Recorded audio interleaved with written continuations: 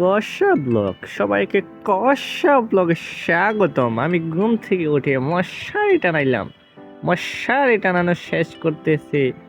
এই কষা ব্লগে আমরা সবাই মশারি টানাবো আস্তে ধীরে।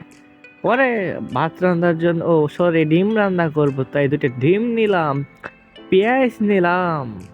ডিম নিয়ে পেঁয়াজ নিয়ে বাটি নিয়ে চলে গেলাম, চলে যাচ্ছে পাকঘরে রান্নার জন্য। সবাইকে স্বাগতম। পেঁয়াজের সাথে দুটি আলু নিলাম, আলুর সাথে বাটিও নিলাম।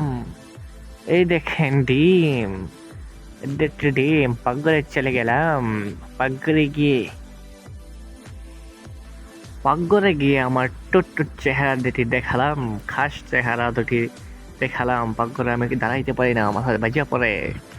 এরপরে দুটো ডিম বাংলাম, ডিম দুটোকে মাথা থেকে বাংলাম। ডিম ফালাই থেকে যে হাত থেকে ডিম পড়ে গিয়েছিল, কারণ আমি খুবই আজব।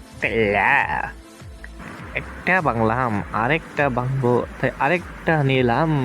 ঠং ঠং করলাম, ভারী দিলাম, লাগাইলাম।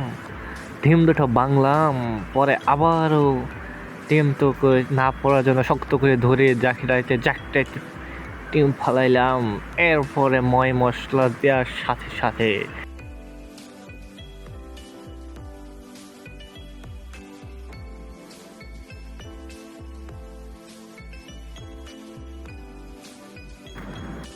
টেন্টেডাও হয়ে গেছে আমাদের আজকের কষা ব্লগের প্রথম এপিসোডের রামপুরন।